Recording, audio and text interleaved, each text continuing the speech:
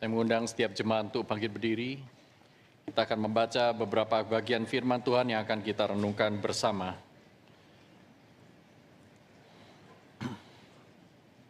Yang pertama terambil dari Yohanes pasal yang ketiga, Injil Yohanes pasal yang ketiga, ayat 14 sampai dengan ayat yang ke-16. Injil Yohanes pasal yang ketiga, ayat 14 sampai dengan ayat yang ke-16. Hai umat Allah, dengarlah, Tuhan berfirman demikian. Sama seperti Musa meninggikan ular di padang gurun, demikian juga Anak Manusia harus ditinggikan, supaya setiap orang yang percaya kepadanya beroleh hidup yang kekal. Karena begitu besar kasih Allah akan dunia ini, sehingga Ia telah mengaruniakan anaknya yang tunggal, supaya setiap orang yang percaya kepadanya tidak binasa, melainkan beroleh hidup yang kekal. Bagian kedua terambil dari Injil yang sama, dalam Yohanes pasal yang kelima, ayat 24 sampai dengan ayat yang ke-29. Injil Yohanes pasal yang kelima, ayat 24 sampai dengan ayat 29. Sesungguhnya aku berkata kepadamu, kata Tuhan Yesus, siapa saja yang mendengar perkataanku dan percaya kepada Dia yang mengutus aku, ia mempunyai hidup yang kekal dan tidak turut dihukum. Sebab ia sudah pindah dari dalam maut ke dalam hidup. Sesungguhnya aku berkata kepadamu, saatnya akan datang dan sudah tiba sekarang bahwa orang-orang mati akan mendengar suara Anak Allah, dan mereka yang mendengarnya akan hidup. Sebab sama seperti Bapa mempunyai hidup dalam dirinya sendiri, demikian juga diberikannya Anak mempunyai hidup dalam dirinya sendiri. Ia telah memberikan kuasa kepadanya untuk menghakimi, karena Ia adalah Anak Manusia. Janganlah heran akan hal itu, sebab saatnya akan tiba bahwa semua orang yang di dalam kuburan akan mendengar suaranya. Dan mereka yang telah berbuat baik akan keluar dan bangkit untuk hidup. Tetapi mereka yang telah berbuat jahat akan bangkit untuk turut dihukum. Untuk dihukumnya. Yang terakhir, yakni terambil dari Yohanes pasal yang ke-17, ayat 2 dan ayat yang ketiga. Yohanes 17, ayat 2 dan ayat yang ketiga. Demikian bunyi firman Tuhan. Engkau telah memberikan kepadanya kuasa atas segala yang hidup, supaya Ia memberikan hidup yang kekal kepada semua yang telah Engkau berikan kepadanya. Inilah hidupnya kekal, yaitu bahwa mereka mengenal Engkau, satu-satunya Allah yang benar, dan mengenal Yesus Kristus yang telah Engkau utus. Mari kita berdoa.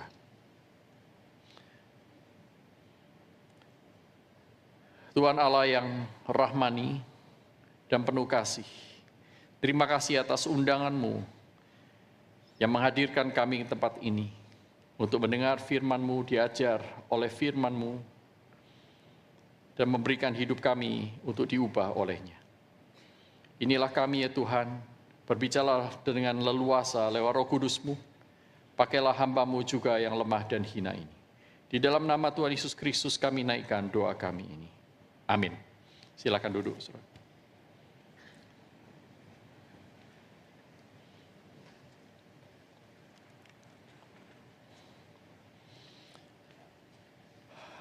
Opa sekarang ada di mana? Saudara, tahun 2016, di suatu pagi, itu adalah pagi kedua setelah papa saya meninggal.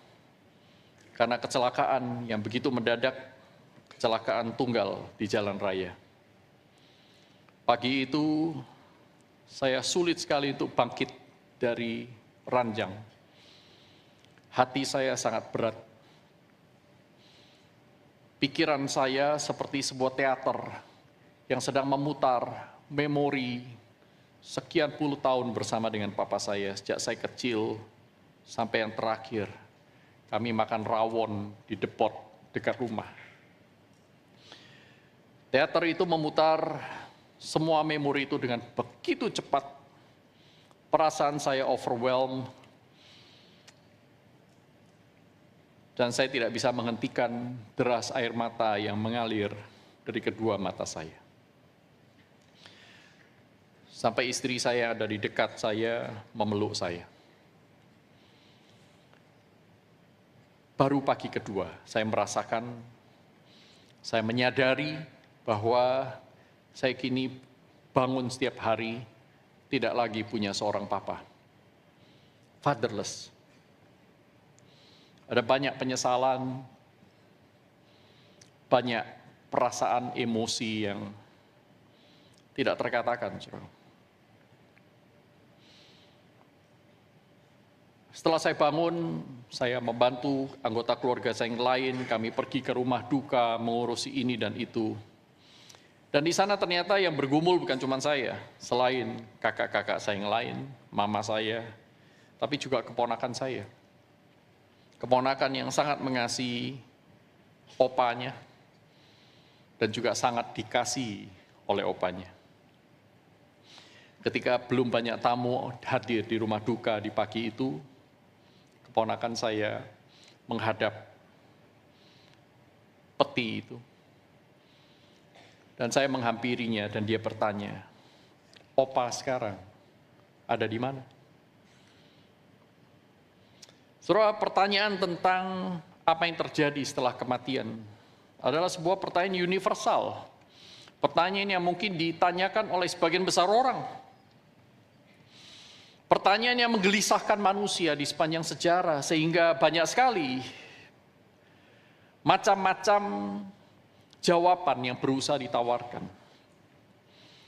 Saudara, dalam catatan saya ada cukup banyak yang saya tidak mungkin jelaskan satu persatu di dalam khotbah yang singkat ini. Tetapi mulai dari Plato misalnya dalam bukunya yang terkenal Phaedo, dia berkata bahwa jiwa itu akan terlepas dari tubuh yang adalah penjaranya. Dan jiwa itu akan bersama dengan dewa-dewi.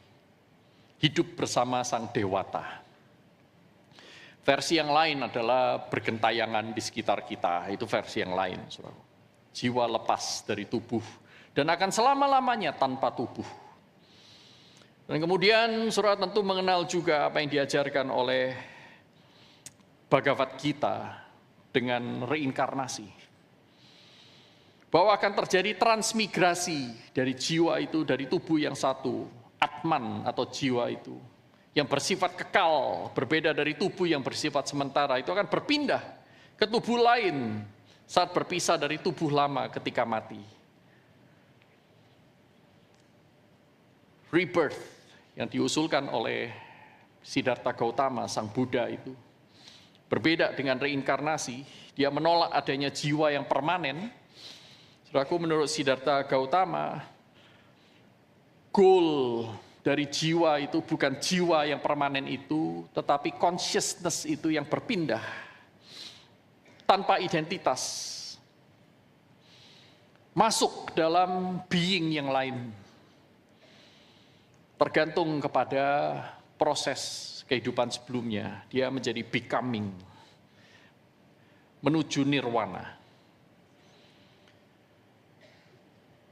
Tawaran yang lain, tawaran jawaban yang lain adalah materialisme atau anihilasionisme.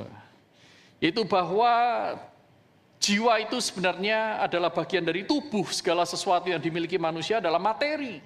Sehingga ketika materi mati, ketika otak kita mati, maka consciousness itu juga mati, tidak ada lagi jiwa. Tidak ada lagi roh yang melayang-layang. Kematian itu adalah nothing buat kita. Karena apa? Setelah kita mati, kita tidak merasakan apa-apa. Saudara bisa melihat itu sejak dari zaman Epikuros. Pandangan seperti itu sudah ada.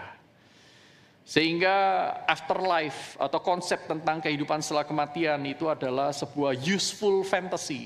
Fantasi, bayangan manusia yang berguna, menolong kita menghadapi kematian, tetapi setelah kita mati, ya sudah tidak ada gunanya karena berpikir pun kita tidak bisa. Kita sudah tidak ada lagi. Tapi orang-orang modern tidak terima dengan pandangan yang seperti itu. Mereka mengusulkan pandangan eksistensialisme yang mengatakan bahwa pandangan tentang kehidupan setelah kematian itu adalah sebuah distraksi yang membuat kita tidak memikirkan hidup zaman sekarang, tetapi memikirkan kehidupan setelahnya. Mari kita menolak semuanya itu dengan berani kita menghadapi kematian dan menghidupi kesementaraan ini, memaknainya sedemikian rupa. Jadi orang-orang eksistensialis seperti Heidegger dalam bukunya Being and Time, Jean-Paul Sartre, mereka mengajak kita manusia itu tidak lagi memikirkan afterlife, karena afterlife itu adalah nothing. Kita akan hilang. Tapi mari kita fokus bukan kepada apa yang akan terjadi, tetapi fokus kepada bagaimana saya menghidupi hidup yang sementara ini. Eksistensialisme. Tidak ada Allah di sana. Sementara orang-orang yang skeptis, saudaraku, dan agnostik, mereka mengatakan bahwa kita tidak memiliki pengalaman tentang adanya pikiran di luar tubuh. Semua itu omong kosong. Bagaimana kita bisa tahu ada kehidupan di luar tubuh setelah kita mati? Akal kita juga tidak akan mampu menentukan keadaan di masa depan. Seperti yang dikatakan oleh David Hume, seorang skeptis agnostik. Saudara, itulah yang ditawarkan oleh dunia. Tetapi masalahnya adalah Alkitab dan Tuhan Yesus tidak pernah ragu, tidak pernah mendua tentang kehidupan setelah kematian. Bahkan ajaran Alkitab adalah ajaran dari Allah yang menciptakan kehidupan. Dan Allah adalah sumber kehidupan itu. Tidak ada di dalam Alkitab diajarkan kehidupan itu muncul sendiri. Abiogenesis. Tidak ada. Dan sampai sekarang sains tidak pernah bisa membuktikan bagaimana hidup bisa berasal dari yang tidak hidup. Karena benar apa yang Alkitab katakan, yang hidup pasti berasal dari yang hidup. True life comes from true life. Hidup itu sacred, hidup itu sangat sakral. Karena hidup itu berasal dari Allah. Itu sebabnya setiap orang yang bekerja sama di dalam pembunuhan makhluk yang lain, mereka telah melanggar sakralitas hidup.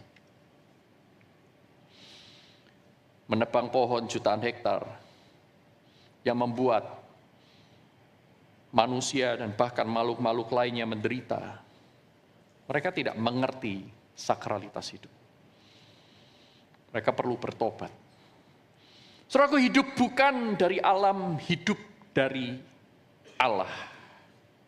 Itulah sebabnya orang Kristen di sepanjang segala abad dan sepanjang segala zaman bukan percaya kepada kehidupan kekal karena takut kepada kematian, tetapi kita percaya kepada kebangkitan tubuh dan hidup yang kekal, karena inilah yang dikatakan oleh Sang Kebenaran, Sang Jalan, Sang Hidup, yaitu Yesus Kristus. Aku percaya kepada kebangkitan tubuh, aku percaya kepada kehidupan yang kekal. Tapi pertanyaannya adalah apa artinya? Apa artinya saudara dan saya setiap minggu mengikrarkannya? Apa signifikansinya? Mengapa begitu penting? Sehingga dua artikel ini menjadi bagian dari kredo yang historis. Saudaraku, ada dua macam ekstrim sikap orang Kristen terhadap kehidupan setelah kematian. Yang pertama saya berikan label sebagai presentism, yaitu orang-orang yang sangat-sangat menekankan kepada kekinian. Mereka mungkin berkata, aduh, udah usah jauh-jauh deh mikirin kekekalan. Besok makan apa aja saya bingung. Udah usah bingung dengan hal-hal yang kekal, itu jauh sekali. Toh, nanti kalau kita sudah sampai di sana, tidak ada hal yang kita bisa ubah, bukan? Orang-orang presentism. Fokus kepada hidup masa kini. Tetapi ekstrim berikutnya adalah orang-orang yang saya berikan label menganut escapism, escape, trying to escape. Yaitu orang-orang yang loser, orang-orang yang tidak mau lagi memikirkan hidup di dunia ini yang penuh dengan penderitaan dan sementara ini, tetapi fokus kepada hal-hal yang rohani, yang kekal. Sudah, nggak usah pikirin pekerjaan, nggak apa-apa males dalam pekerjaan. Nggak apa-apa kita studi, nggak usah rajin-rajin amat. Karena apa? Nanti IP kita tidak pakai di kekekalan. Udahlah, yang penting kita doa, pelayanan, rajin-rajin, ikut kegiatan-kegiatan rohani. Kepengen cepet-cepet ke surga. Ini orang-orang eskapisme yang memisahkan kehidupan menubuh hari ini dengan kehidupan bersama dengan Allah di surga. Tetapi Alkitab tidak mengajarkan kedua ekstrim ini.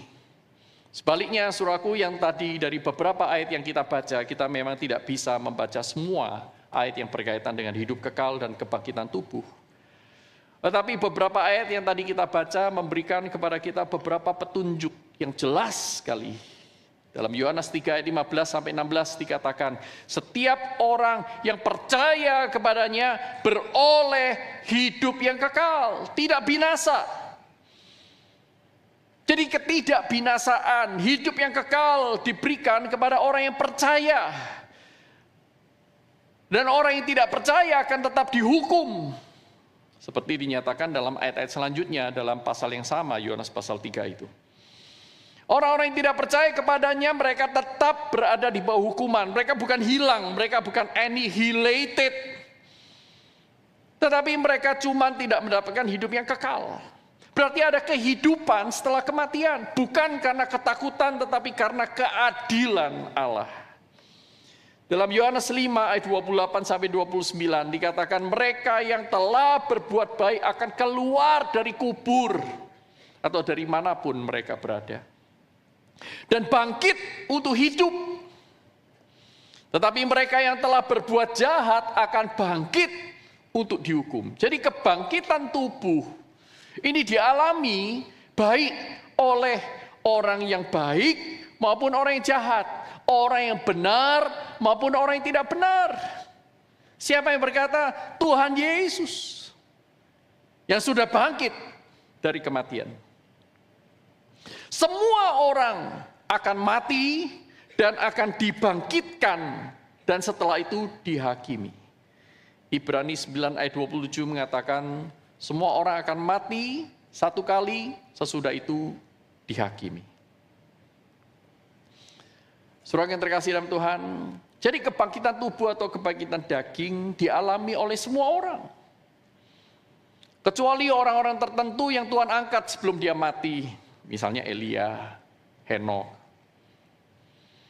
Tetapi yang lain akan mengalami kematian satu kali dan sesudah itu dihakimi. Pertanyaannya adalah apanya yang dibangkitkan? Apakah termasuk tubuh kita? Apa bukan roh saja yang dibangkitkan? Memang ada perbedaan antara orang benar dan orang tidak benar ketika mereka dibangkitkan. Alkitab tidak bicara banyak tentang orang yang tidak benar yang dibangkitkan. Selain bahwa mereka akan dihakimi dan akan menerima maut yang kekal. Kita tidak tahu apa jadinya mereka, tubuh mereka.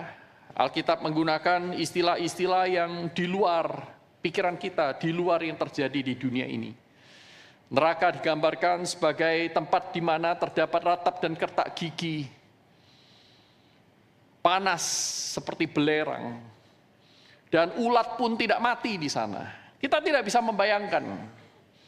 Maka tidak sepatutnya juga saudara mengikuti Dante dalam Inferno-nya yang menggambarkan neraka itu seperti api yang menyala-nyala.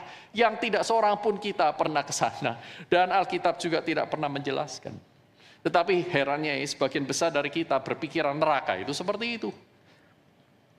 Saya tidak ingin bicara tentang neraka di sini. Nanti kalau saudara sampai sana kasih saya tahu. Just kidding. Saya berharap tidak seorang pun di antara kita ada di sana. Saudara yang terkasih dalam Tuhan, apa yang dibangkitkan? Termasuk tubuhkah? Filipi pasal 3 ayat 20-21 mengatakan demikian. Filipi pasal 3 ayat 20-21. Sebab kewargaan kita terdapat di dalam surga, dan dari situ juga kita menantikan Tuhan Yesus Kristus sebagai juru selamat yang akan mengubah tubuh kita yang hina ini sehingga serupa dengan tubuhnya yang mulia, menurut kuasanya yang dapat menaklukkan segala sesuatu kepada dirinya. Saudara perhatikan, janji Allah kepada orang-orang benar, kepada orang yang percaya kepadanya, kepada orang yang berbuat baik menurut Tuhan, yaitu bahwa tubuh kita yang hina hari ini, yang punya banyak sekali sakit penyakit, yang sangat-sangat tergantung kepada lingkungan,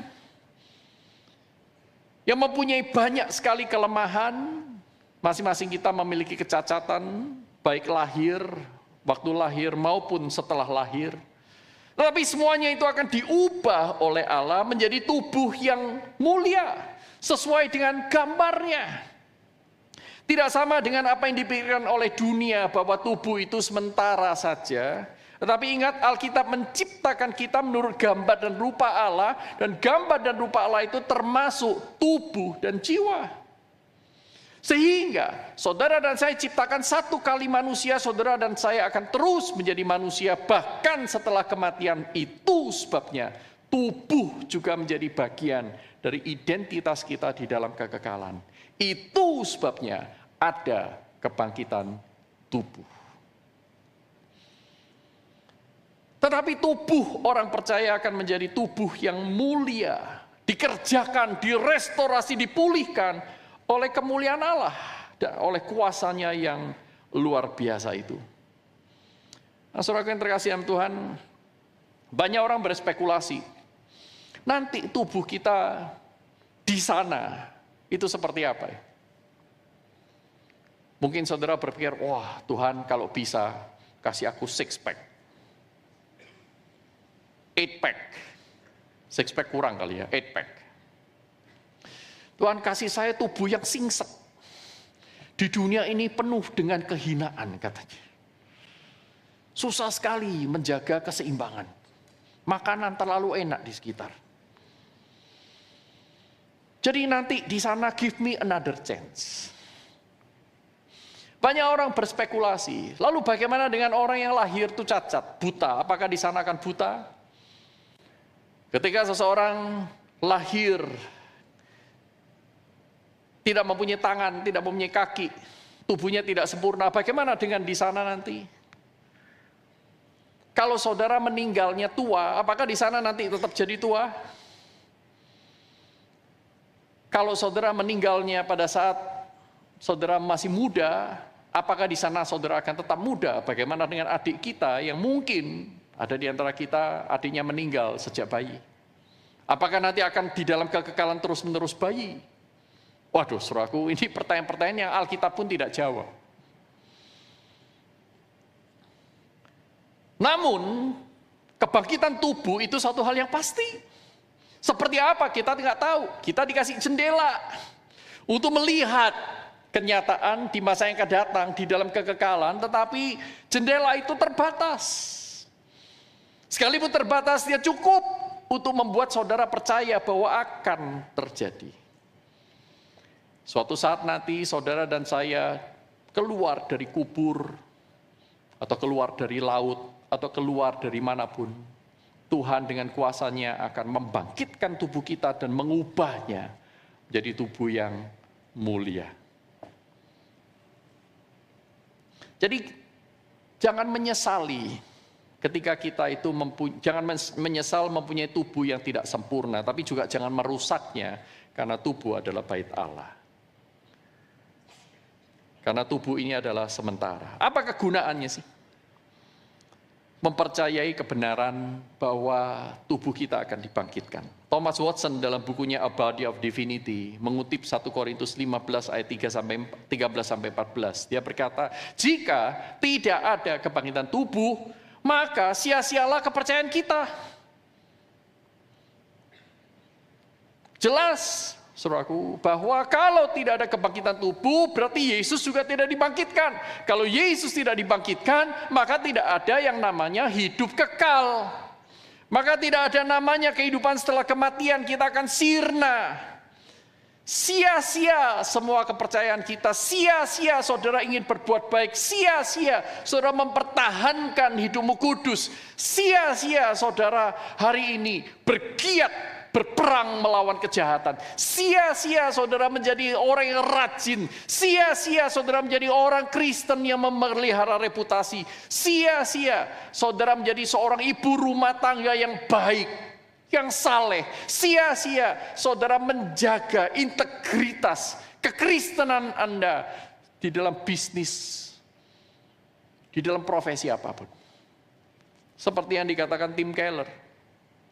Bayangkan saudara berada dalam sebuah kapal Titanic yang kita tahu sebentar lagi akan tenggelam. Kalau hidup ini hanya hidup di dunia ini, tidak ada lagi kehidupan selanjutnya, kita seperti sedang menanti tenggelam di kapal Titanic. Setengah jam lagi tenggelam. Ada orang pintar di sana, ada orang bodoh. Semuanya berakhir pada titik yang sama, mati, lenyap, hilang. Ada orang yang suka bangun pagi berdoa. Ada orang yang bangun siang dan tidak pernah memikirkan Tuhan. Semuanya bernasib sama kalau tidak ada kehidupan setelah kematian. Saudara, koruptor dengan orang yang jujur akan berakhir sama. Jadi sia-sia semuanya itu. Tetapi Alkitab tidak mengatakan hidup kita sia-sia. Alkitab mengajarkan kepada kita ada kebangkitan tubuh dan nanti setiap orang mati satu kali sesudah itu dihakimi. Itu yang menunjukkan bahwa hidup ini tidak sia-sia kalau saudara dan saya menjalaninya bersama dengan Allah. Amin. Yang kedua, kata Thomas Watson, kegunaan mempercayai kebenaran tentang kebangkitan tubuh adalah menimbulkan sukacita. Karena apa? Saudara dan saya diciptakan oleh Allah di dalam tubuh dan roh. Dan tubuh dan roh ini adalah keutuhan manusia.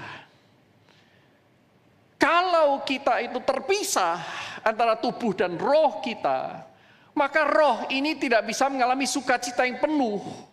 Karena sebagian dari dirinya tidak bersama. Thomas Watson mengutip Ayub 19 ayat 26.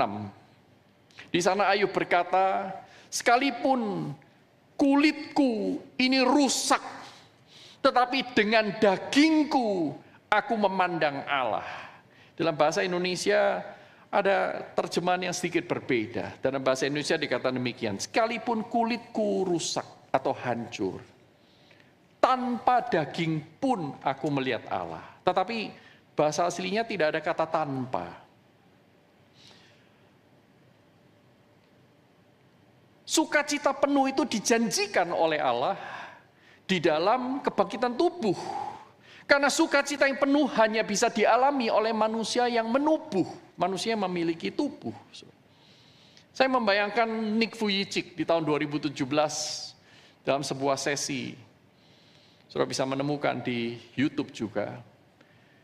Ada 1 jam kesaksian dia. Tetapi ada satu bagian yang dia berkata bahwa suatu saat nanti di surga, it's gonna be cool, akan menjadi keren sekali.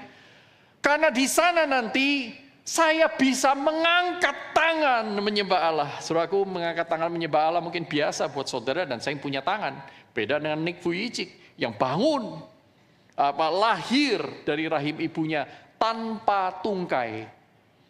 A man without limbs, tanpa tangan, tanpa kaki. Tanpa tangan, tanpa kaki. Tapi herannya sekarang dia sudah punya anak, melayani Tuhan, punya istri, punya anak, luar biasa. Saudaraku, Nick Vujicic akan mengalami sukacita yang penuh di dalam tubuh yang baru di sana, yang tidak mungkin dialami oleh orang-orang yang tidak percaya kepada Allah. Saya juga membayangkan Johnny Erickson Tada, yang waktu umur 17 tahun, dia menderita quadriplegic akibat kecelakaan. Snap tulang belakangnya itu. Syarafnya itu lumpuh semua, rusak. Dia hanya bisa menggerakkan sampai pada bahu. Dia bisa menggerakkan tangannya begini, tapi tangannya tidak bisa bergerak. Dan dalam salah satu wawancara itu, Joni Eareckson Tada berkata demikian, "Jangan kamu berpikir bahwa yang paling aku nantikan adalah tubuh yang baru nanti di surga. Yang aku paling nantikan adalah hati yang baru." Saya kagum sekali dengan Joni ini. Hati yang baru, yaitu hati yang bebas dari dosa katanya. Hati yang bebas dari dosa, free of sin. Dan dengan hati itu, aku akan berdiri di atas kakiku yang penuh dengan syukur ini. Kaki yang penuh dengan syukur, susah nerjemahin, saudara. Stand on my grateful, glorified legs. Kaki yang tadinya tidak bisa bergerak, sekarang bisa bergerak. Aku akan berdiri dengan hati itu. Dan aku akan berdiri dengan tubuh yang sudah dibangkitkan dan dimuliakan oleh Allah. Dan aku akan melompat, aku akan menari, aku akan menendang. Saya nggak tahu menendang apa maksudnya. Aku akan do aerobics, dia bilang. Oh, it's going to be such fun. Tetapi bahagia utama dari Joni adalah ketika dia bisa bersama dengan Allah. Tetapi bahagia itu tidak akan penuh kalau tubuhnya tidak dibangkitkan. Jadi kebangkitan tubuh itu penting memberikan kita sukacita yang penuh. Dan yang ketiga, kata Thomas Watson, kebangkitan tubuh itu memberi kita penghiburan di tengah kesakitan dan mungkin saat kita sedang sekarat. Sakit atau kematian adalah perhentian yang panjang sekali. Kalau nggak percaya, tanya kepada orang-orang yang ada di rumah sakit. Satu hari itu serasa seperti 100 tahun untuk orang-orang yang bergelut dengan penderitaan.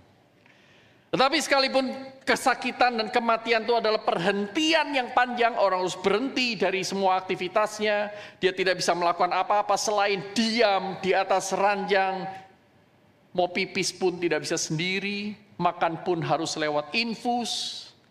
Tetapi perhentian yang panjang itu bukan yang terakhir dan bahkan bukan yang terpanjang. Perhentian yang terakhir adalah hidup yang kekal. Perhentian yang terakhir adalah kita memiliki tubuh yang baru. Jadi apa yang ada di dunia ini semuanya akan lewat. These too shall pass.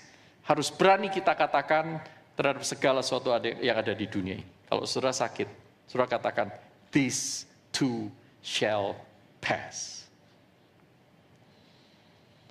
Saudara patah hati, katakan, this too shall pass. Amin. Saudara lapar, katakan, this too shall pass. Habis pulang ini boleh makan. Apapun, semuanya akan lewat. Tidak ada perhentian yang kekal selain kehidupan kekal nanti. Ada kebangkitan tubuh, ada kemenangan, ada pemulihan, dan ada pemuliaan tubuh oleh Allah di dalam kemuliaan bagi orang yang percaya. Lalu pertanyaan berikutnya, ketika tubuh kita dibangkitkan, lalu kita ngapain? Untuk apa? Saudaraku, untuk hidup yang kekal. Jawabannya, hidup kekal di dalam kemanusiaan yang utuh, tubuh yang dipersatukan dengan roh yang sudah diperbarui itu bersama dengan sang kekal, yaitu Allah.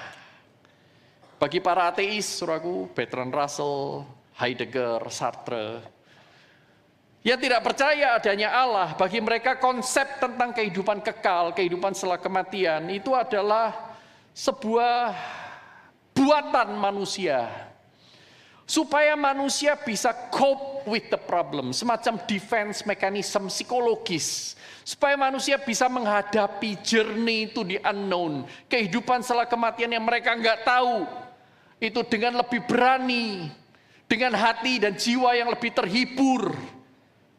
Karena bagi mereka tidak ada kehidupan setelah kematian. Tetapi bagi Allah, kehidupan setelah kematian itu sangat penting. Karena itulah tujuan dari semua penciptaan. Tujuan alam ciptaan langit dan bumi ini. Yaitu supaya saudara dan saya, manusia-manusia yang cipta menurut rupa dan gambar Allah itu bisa menikmati Dia, bersama dengan Dia, mengalami sukacita damai yang sempurna selama-lamanya. Adakah yang lebih penting daripada itu? Semua diciptakan oleh Allah begitu baik, tetapi dirusak oleh dosa. Sampai akhirnya dosa itu pun membuat saudara dan saya berpikir tentang hidup kekal tidak lagi seperti yang Allah pikirkan. Kalau saya bertanya kepada Anda dan saya hari ini, saya bertanya juga kepada diri saya, apa sih arti hidup kekal buatmu? Apa? Begitu pentingkah? Siapa yang betul-betul menginginkannya? Serius, saya tanya ini. Apakah saudara betul-betul longing for eternal life, everlasting life? Longing, menginginkannya, menanti-nanti, berkejar-kejaran menujunya. Saudara, satu kali dikatakan dalam Markus, Matius, dan Lukas, ya. Saya mengutip Markus pasal 10.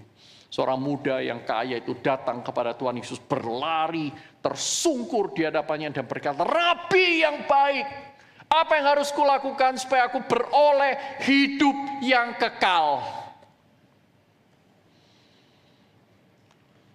Apa yang harus kuperbuat? Lalu Tuhan Yesus katakan apa? Saudaraku, apa yang tercatat dalam kitab Taurat? Hormatilah ayah ibumu, jangan mencuri, jangan berdusta, jangan mengingini milik sesama. Rabi, yang itu semuanya aku sudah lakukan sejak kecil. Lalu Tuhan katakan, satu yang kurang, yang paling penting, yang tanpa itu semua yang dia sudah lakukan gak ada gunanya. Karena itu adalah esensi dari hidup yang kekal. Itu apa? Sekarang pulang.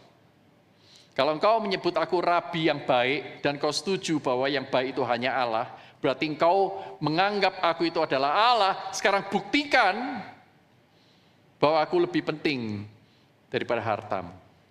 Pulang, jual seluruh hartamu, dan kemudian kembalilah ke sini dalam perjalanan, menjumpai aku lagi di sini, bagikan hasil penjualan hartamu kepada orang-orang miskin. Dengan kata lain, saudaraku, untuk memperoleh hidup yang kekal, saudara dan saya cuma perlu 2 syarat. Kasihlah Tuhan Allahmu dengan segenap hatimu, segenap jiwamu, segenap akal budimu, dan kasihlah sesamamu manusia. Betul? Mengasihi Allah dan mengasihi yang Allah kasihi. Kalau saudara tidak mengasihi Allah dan tidak mengasihi Allah yang kasihi, pertanyaan saya, ngapain saudara bersama dengan Allah everlasting, dalam kekekalan? Saudaraku, kenyataannya tidak semua orang menginginkannya seperti seorang muda yang kaya ini. Waktu Tuhan Yesus berkata seperti itu, apa yang dia pikirkan? Tidak jadi deh, aku tidak mau hidup kekal seperti itu. Aku mau hidup kekal yang aku mau. Alkitab berkata, karena hartanya banyak. Jadi sebenarnya ketika orang berkata, aku mau hidup kekal, sebenarnya mereka tidak betul-betul menginginkan hidup kekal yang sejati. Banyak orang memilih surga karena takut neraka, bukan karena mencintai siapa yang ada di sana. Takut neraka, takut dihukum. Injil ketakutan, bukan Injil anugerah, Injil yang palsu. Banyak orang lebih menyukai kaya yang kekal, sehat yang kekal, nikmat yang kekal. Tuhan, nanti di surga ada nasi padang, bakso, nikmat yang kekal. Kalau udah ada, aku pikir-pikir dulu. Banyak orang menginginkan kehormatan yang kekal, tetapi bukan Allah yang kekal. Aneh sekali. Karena itulah dasar manusia yang sudah jatuh dalam dosa. Tidak seorang pun mencari Allah. Tidak seorang ingin dekat-dekat dengan Allah. Saudaraku, hidup kekal adalah hidup manusia yang paling berkualitas. Ya, betul. Wahyu 21 ayat keempat berkata, tidak ada lagi maut, tidak ada lagi air mata. Allah akan menghapuskan semua air mata itu. Tidak ada lagi perkabungan, tidak ada lagi ratap tangis, tidak ada lagi duka cita. Yang lama telah berlalu, saya tambahkan lagi. Tidak ada pengkhianatan, tidak ada perselingkuhan. Tidak ada pembunuhan. Tidak ada penggundulan hutan. Tidak ada lagi banjir bandang. Tidak ada lagi anggota keluarga yang terpisah satu sama lain. Tidak ada lagi ketidakadilan. Semua orang suka. Betul nggak? Ya, saya mau seperti itu. Tapi kalau kita tanya, untuk mendapatkan yang seperti itu, engkau harus mengasihi Allah lebih daripada semua itu. Hidup kekal bukan masalah saudara dan saya ada di mana. Tapi hidup kekal itu adalah bersama siapa kita di dalam kekekalan. Hidup kekal bukan masalah apa yang kuperbuat supaya aku bisa memperolehnya. Tapi hidup kekal adalah apa yang Allah perbuat sehingga aku bisa menikmatinya. Hidup kekal bukan masalah durasi. Hidup kekal adalah masalah relasi dengan Sang Kekal. Siapa yang paling kita kasih? Hidup kekal itu bukan masalah apa yang aku bisa hidup bersama. Kalau di kekekalan nanti ada Tuhan, bolehlah sama Tuhan ya. Ya, beribadah nanti di surga ada Sunday service kan Tuhan ya. Sunday worship service. Jadi aku akan menyembah Tuhan hanya seminggu sekali. Tidak apa-apa, tidak masalah. Selama kenikmatan-kenikmatan saya yang lain tidak terganggu. Hidup kekal bukan not what we can live with, but whom we cannot live without.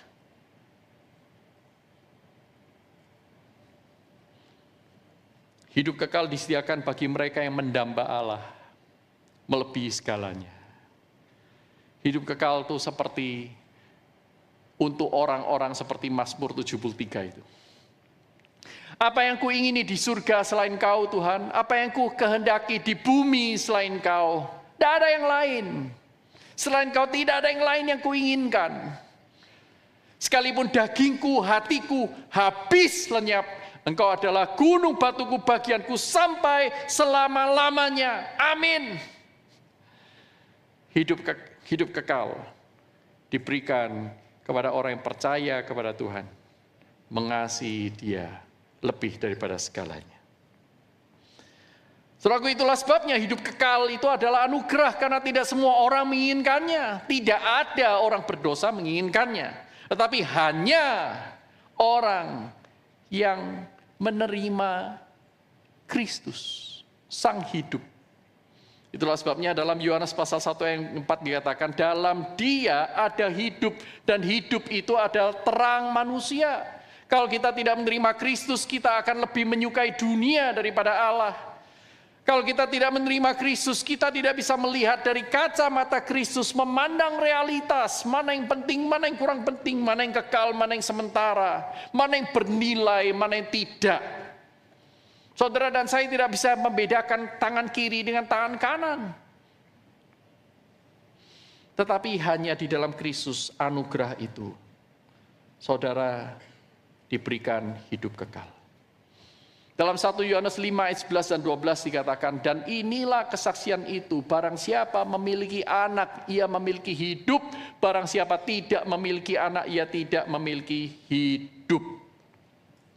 Pertanyaannya adalah, mengapa ya Allah itu kok mau di antara sekian banyak orang yang sudah berdosa, melawan dia, berkonspirasi, menganggap Allah nggak ada, nggak layak, ayo kita bikin Allah yang baru. Di antara sekian miliar manusia, Allah memberikan anugerah kepada sebagian, termasuk saudara dan saya. Kenapa? Why? Kenapa kok Tuhan tuh repot-repot mengirimkan anaknya yang tunggal lahir di kandang yang hina? Hidup di dalam penolakan dan kesengsaraan, mati di kayu salib, ditembus paku, dimahkotai duri, ditembus oleh tombak. Disalah mengerti, hendak dirajam batu, diludahi, ditelanjangi, mengalami sexual harassment, dipermalukan di depan umum. Pertanyaannya, mengapa Allah mau melakukan sejauh itu supaya saudara dan saya bersama dengan dia di dalam kekekalan? Kok mau dia menerangi kita yang lebih suka kegelapan? Saya cari-cari di Alkitab, tidak ketemu saudaraku jawabannya. Selain bahwa Allah itu mempunyai kerelaan kehendak. Efesus pasal 1. Kerelaan kehendaknya, dia memilih sebagian untuk diselamatkan. Seperti yang dikatakan oleh Max Lucado dalam bukunya The Gift for All People. Dia berkata bahwa dia adalah Allah yang lebih memilih pergi ke neraka daripada di surga tanpamu. Tanpa saudara dan saya. Dengan kata lain, maksud Max Lucado adalah dia rela menderita, terpisah dengan Allah Bapa, supaya saudara dan saya bisa percaya kepadanya. Sang anak itu harus ditinggikan seperti kepala ular di atas tongkat itu, supaya barang siapa percaya kepadanya tidak binasa, melainkan memperoleh hidup kekal. Dia memilih untuk bersama dengan orang-orang yang dikasihi dan mengasihinya. Apapun, berapapun harganya. Pertanyaannya adalah, apakah saudara dan saya punya frekuensi yang sama dengan Allah? Apakah saudara rela meninggalkan segala sesuatu demi dia? Allah rela mengosongkan dirinya meninggalkan segala sesuatu demi kita. Kalau saudara sefrekuensi hari ini, saudara adalah calon orang yang akan hidup kekal bersama dengan Allah. Saudaraku, di masa Advent ini kita mengingat kedatangan Yesus Kristus menjadi manusia. Sambil kita juga menanti kedatangannya kembali untuk memberi kebangkitan tubuh dan kehidupan kekal buat kita. Kristus tidak datang demi kenyamanan. Dia lahir di palungan yang bau, kotor. Bukan lokasi yang dibanggakan untuk kelahiran seorang raja. Apalagi seorang pencipta langit dan bumi. Dia tidak lahir di rumah sakit mewah. Dia tidak berjalan di atas karpet merah. Tapi dia lahir di tengah-tengah binatang. Ketika manusia menolak dia. Dia berjalan di atas tanah yang berdebu, di mana dia menjumpai jiwa-jiwa yang dia kasih. Ia lahir di antara orang berdosa, miskin, papa, hina, tidak menarik dan tersisihkan. Bergumul dengan dosa-dosanya. Namun itulah kuasa Natal, saudaraku. Yesus lahir bagi dunia yang najis, bukan dunia yang steril. Yesus lahir bagi dunia pribadi-pribadi yang merasa diri tidak diinginkan oleh manusia, tetapi Allah menginginkannya. Orang-orang yang merasa diri invisible, tidak terlihat oleh orang lain, tetapi Allah melihatnya. Itulah kuasa Natal. Kelahiran Yesus adalah kelahiran di tengah dunia yang hancur berkeping, hopeless dan helpless. Seperti yang mungkin saudara dan saya rasakan hari ini. Dia datang bukan untuk mempermalukan, tetapi dia datang untuk memulihkan. Jika kehidupan Anda dan saya sangat memalukan saat ini, You are qualified. Kristus mau hadir di dalam hidup kita, dalam hati kita, mengubahnya dari dalam. Pertanyaannya adalah, maukah saudara dan saya menerima Dia? Roma 8 ayat 38 sampai 39 berkata, sebab aku yakin bahwa baik maut maupun hidup, baik malaikat-malaikat maupun pemerintah-pemerintah, baik yang ada sekarang maupun yang akan datang, atau kuasa-kuasa baik yang di atas maupun yang di bawah, ataupun sesuatu makhluk lain, bencana, banjir, whatever, pengkhianatan, sakit hati, sakit menaun, sakit terminal, tidak akan dapat memisahkan kita dari kasih Allah yang begitu besar yang ada dalam Kristus Yesus Tuhan kita. Saat ini undangan diberikan. Oh come, all you unfaithful. Semua yang merasa tidak layak. Semua yang berkata, aku tidak setia kepada Tuhan. Semua yang berkata, aku ini orang kotor, aku orang yang najis Tuhan. Aku selalu memikirkan hal-hal yang jelek. Aku selalu berusaha untuk melukai diriku. Ada orang-orang sedemikian. Natal, kuasa Natal tersedia bagimu. Mau enggak? Saudara tidak shut down undangan Allah itu. Mari kita berdoa.